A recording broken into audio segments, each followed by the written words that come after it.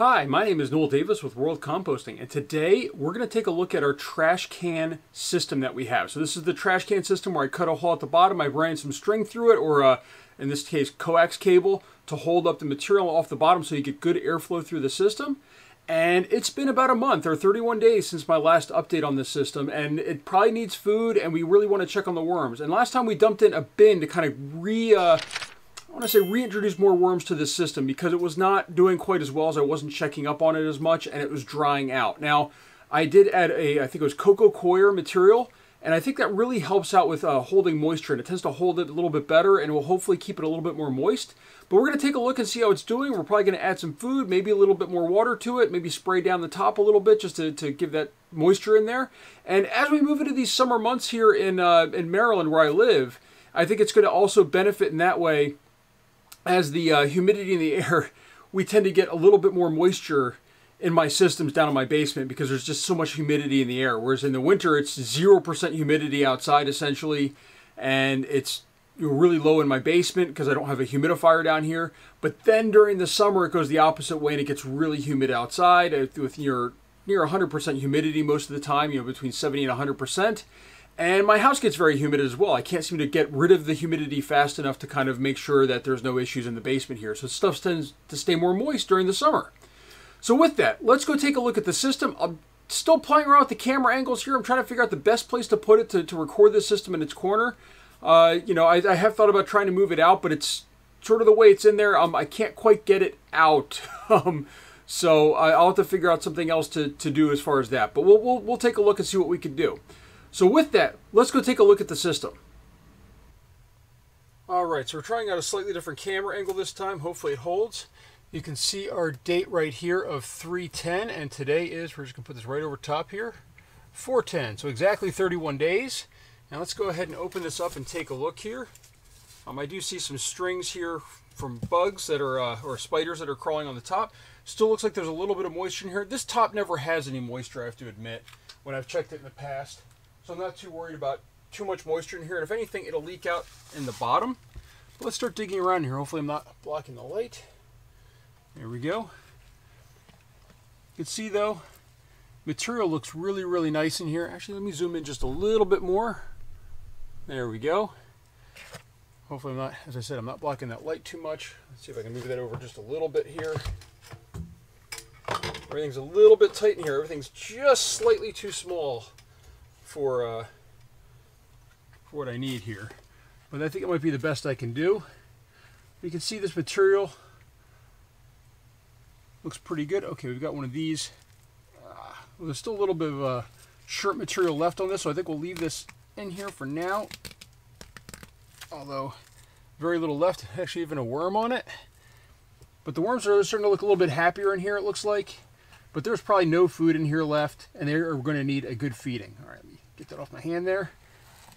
So what we're going to do is we're going to dig down on this side a little bit. Let's just take a look here. Here's a chunk of, it looks like compressed paper almost.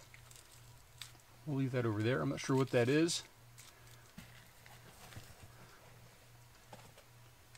But this Coco Coir that I had on top is really holding in the moisture a little bit more. As you can tell, the worms are even down deeper in this system. They look decent. They're not really, really healthy as much as some of my other systems, but they look pretty good. We're just going to go ahead and dig down here. We're going to excavate this bottom a little bit. Oh, here's a shirt down here that I had probably to block it so it wouldn't fall at the bottom. But the worms are still down here even at the bottom. That's a good sign. It is a little bit compact. Oh, that's a mango seed right there. There's some worms on it. So now with this, another piece that looks like this is a skin of some sort from some of the food that we had added before. Another one of these clumps of white material. Almost looks like a different type of, I'm not sure, it might be a mold or something that's sort of growing in here a little bit. Break that apart. The worms will eat that, I'm sure. Feel another seed, or, oh, this is the half a coconut shell. That's what this is. Like, this felt really, really hard. This is half the coconut shell that we put in here just to hold some water at one point. And we could do the same thing again. This feels completely and utterly packed tight in here. See, the worms are in there and everything. Lots of moisture in there, which is good. So, but we'll kind of leave that at the bottom just like that. We'll leave that shirt there as well. And we're going to go ahead and add in some food. I think we will add some water, but first thing we're going to do is we're going to add some food. And we're adding a lot of food this time. One of my big containers of food right here. This has banana, coffee grounds, tea leaves, tea bags.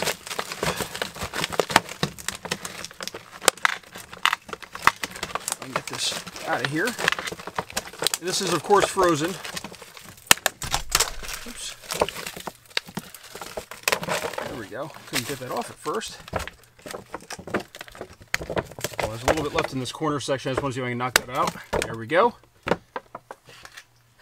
And with that, let's just spread this out a little bit more. So we've got some squash in here, it looks like 2. Lots of coffee grounds, banana peels, some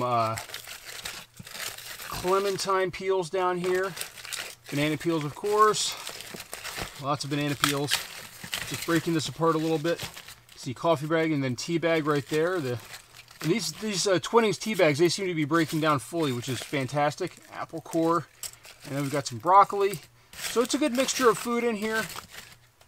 And then there's one other thing I'm going to add into this system. I've been trying to get rid of these. These are sponges that I have. I know it's bright white, so it probably doesn't come out very well in this camera, but these are sponges. These should break down. They are typically cellulose material, and do break down in the system. Now with that, let's add some crushed crab and eggshell. Where did I put it? To this system. We want to make sure I don't see a lot of grit in it. It looks like. I'm not seeing if like I see a little bit of speckled, but not much. So I'm going to add quite a bit of grit to this, just to make sure that there's enough grit in there for the worms. That's crushed crab and eggshell, by the way, if you're curious. And then we're going to add a little bit of paper. And the reason why we're doing this is just to protect the worms. We're just going to add a little bit of a layer of cardboard, shredded paper on top of this, just to kind of protect the worms a little bit from how cold that is and give some place for some of the water to be absorbed into. Just a little bit, not a whole lot.